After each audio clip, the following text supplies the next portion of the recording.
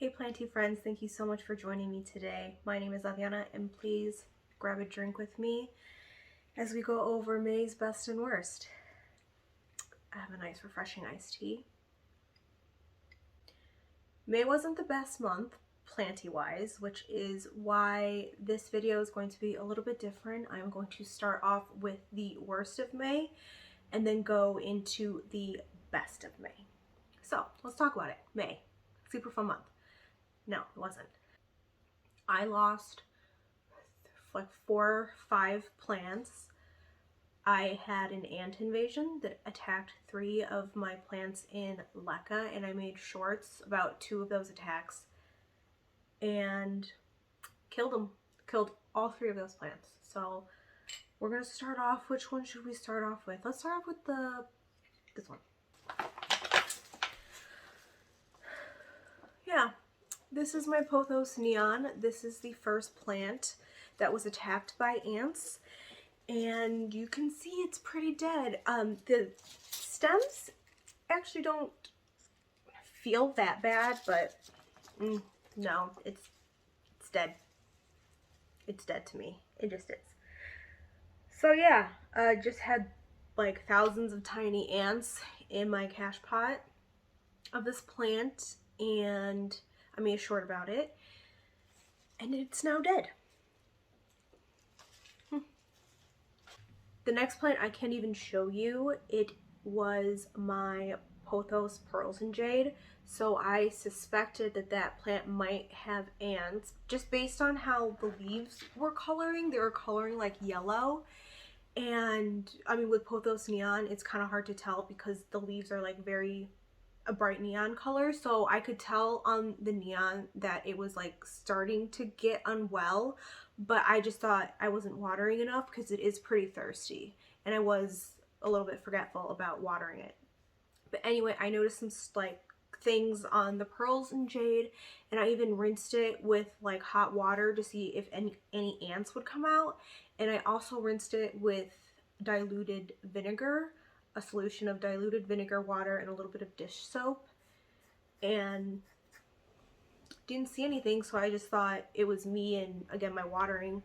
But no, about a week after I went to check it and did like that flushing, once again like thousands of tiny little ants were just inhabiting my Pearls and Jade, and I don't even have it to show you anymore. It got moldy. Like, I don't know why it got moldy. The Pothos Neon did not get moldy, and then the next victim did not get moldy. So that was just like really bizarre. I do have like a clip of it in a picture, I believe. It was like earlier in May that this all happened. But yeah, next plant, Pothos Pearls and Jade. And hold on, the next one. I'll show you the next one first. This here is what is left of my Peperomia obtusifolia variegata.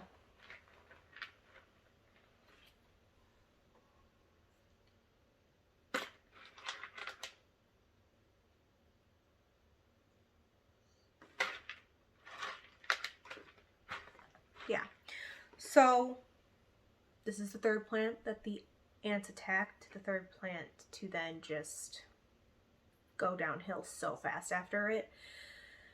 So it just really bummed me out that this happened to these 3 plants, because all of these 3 plants were in LECA, and all 3 of them were just plants that I really had a hard time with when I first got them. I had the Neon in soil, it wasn't doing well, transferred it to LECA, loved it. Same thing with the Peperomia and the other Pothos, the Pearls and Jade. So like, I don't know, they just brought me a lot of joy, I guess, and like pride that I was able to grow them in LECA after being very unsuccessful in soil. So it was just a really big bummer. And like 3 of them attacked, all 3 of them died, but that's what happens. In addition to the fun ant things, I had a plant that I featured in April's best and worst. It was, at the time, an unidentified plant. I didn't know what it was. Some kind commenter actually ID'd it for me, so it was a Euphorbia Suzanne. and I featured it as one of my best. And if you notice in that video, if you happen to go back and see it, I believe everything is timestamped, so it's probably like a question mark or titled mystery plant or something if you want to take a look. If you notice, if you watch it, there's like a tiny black spot that you can see when I'm like rotating it, just for everybody to bask in its gloriousness, its former gloriousness. Well, when I was done with that video, I placed the Euphorbia, spoiler, on a end table that still gets pretty good light exposure. It gets like southern exposure, so I thought it'd be fine because usually it does live upstairs with me in my office space under grow lights. And a couple days later, like I look at it and that top part that was stretched out, because it had like a thicker, I'm sorry, my cat is very curious about the plants I brought out, so I just want to make sure that he doesn't knock them over. Anyway, that plant like had a thicker bottom and then it did stretch, so it had like a thinner, longer top. Well, that top part was completely like off of the main body part and it was rotted at the bottom. So I did try to like cut off the rot and prop it, but unsuccessful. And then when I looked at the bottom and like looked at the roots and stuff, just completely dried out. It like, I completely underwatered it. And so it suffered. Because I did that, which just, it just was also like on top of losing 3 plants to ants, to have that happen to a plant that I was just like raving about because it brought me so much joy to have that one die too. Just kind of like, my heart's not even here. My heart's over here. What? I'm losing it. But Droopy jumped up to say hi. Say hi, Droopy. Okay. Well, here, I'll try to show you then. This is all that's left. And I just dropped it. Whoopsie. I'm sorry, babies. You're going to have to cut off. Because I don't even know where it is. This here is all that is left. Just a dried up clump of nothing. So yeah. May was a struggle, but it's a new month because yes, it is already June. This video is quite late. And I wasn't sure if I was even going to do a May video because I couldn't, it was like really hard for me to find plants that I could define as best when I was just going through such a slump in May with my plants. But then I started like remembering plants, and as I was looking around my collection, like what plants really just always bring me joy and might not be like a standout all the time, just but because of the sentimentality. Pretty impressed with myself that I could say that word. I'm pretty sure that's a word. But I picked them because they were sentimental. So I'll show you. This is a holiday cactus. I believe it is a Thanksgiving cactus. I got this plant because my grandmother gave me cuttings of her once huge holiday cactus. The thing was seriously massive. A tomato cage was holding it up. It was huge. Well, anyway, she has now moved into a different location and the lighting's different and now it's suffering, which is a bummer. But I was able to get cuttings and I got like 3 little cuttings and now it is this. With some nice like little sun stressing in the back. And yeah, this guy just always makes me really happy. When I look at it, I think of my grandma. And it just always loves to flower because like with holiday cacti, the thing that I've heard is that you can tell like what holiday they are by the season that they bloom in. So like this blooms closer to Thanksgiving, but it also blooms like in the beginning of spring and like mid-spring. It just likes to bloom. It's not blooming right now, but this was a nice plant to look at during like sad May time and smile, bring a smile to my face. So this next plant is not like really sentimental in the fact like how the holiday cactus is sentimental to me, but this is a plant that I struggled with and then I transferred it to Lucca, and it's just doing so well, especially in the really low light that it's in. And so when I look at it, I think it just reminds me of the happiness that I felt when I would look at my Pothos Pearls and Jade, Pothos Neon, and my Peperomia that passed this month. I make them sound like humans. They died. They did. They passed. Whatever. I'll just show you the plant. This is my Aglaonema Silver Bay, and we have had some struggles together. Pretty bald in the back, but the leaves are absolutely gorgeous. The coloring, I love them. I love to look at them. Look at this top leaf that's newer up here. Just very stunning. And yeah, I struggled with it. Again, had it in soil when I first got it.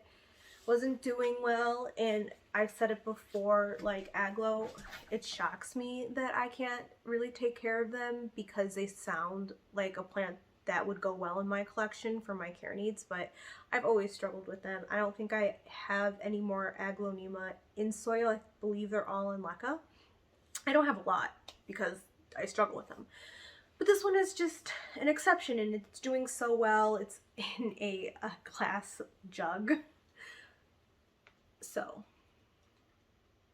and this plant too, like this leaf, obviously it's not looking the best, but this doesn't have a drainage hole. It's not in a cash pot or anything. It's just solely in here, and it's just like so simple to take care of. I haven't even flushed it before. If you don't know, with leca, like you can see, I'm not going to try to show you, but like minerals build up on the leca, so you flush them to rinse away the minerals because they don't look pretty, and then at that time you have the opportunity to refill the reservoir and everything to feed them. But I literally don't do that. I haven't flushed this plant at all, as I think I've already said. I just continuously like refill this right here to make sure that it doesn't go thirsty. The Aglaonema Silver Bay for a best of May. Huh, that kind of rhymed. I can't even hide this one from the frame. It's so huge. This is my Monstera deliciosa. Just plain old Monstera here. I'm trying to get a good look at it. And when I came into the plant community, these had been super popular and rarer or more uncommon, and when I entered the plant community, it was now starting to be more mainstream. I found this at like a Lowe's, and it wasn't super huge. You can find them a lot bigger now, like at big box stores, but it was I don't know, like an 8-inch pot that it was in. That I first got it, put it in my car. I was so excited because I had been hearing about Monstera deliciosa from like YouTube and podcasts and just the social media influence, and so I was like just jazzed when I finally found one at a big box store. And I forgot how much I paid for it, but this has been with me such a long time, and it's just such a sturdy plant for me. I have treated this plant all like every which way. I have overwatered it, I have underwatered it, I have neglected it, I have been paying too much attention to it, you know, and it just keeps on keeping on for me, and it's so dependable, and I love it. It's such an easy care plant, and it's not even like in the ideal light. And it just gives us such pretty leaves sometimes, because it's not in like the most ideal conditions. Sometimes the leaves don't come in fenestrated like this, but and she's dirty and she's still like producing stuff for me. So yeah, that's why I picked my Monstera deliciosa. I just love it so much, and it's just another plant that brings comfort to me. So yeah, let's wrap up this video. Because like I said, all this happened pretty much in the beginning of May, but it was just like so much death all at once. It did take me a little bit to like get motivated to take care of my plants again, because it was just such, like I said, it was just such a huge bummer. It was a huge bummer. It was finally getting to a point where I wanted to start taking care of my plants again, that I found joy in it. And then I remember that I had to, I didn't have to make this video, but I wanted to. And it was just really hard to find the motivation to do it, but I am glad that I did it, because I got to talk about the plants that I do appreciate and were able to like help me through this sad month for me. But June's gonna be better, and it happens. It sucks, but it happens. I'm gonna let you go. I hope you guys have a wonderful day. Cheers.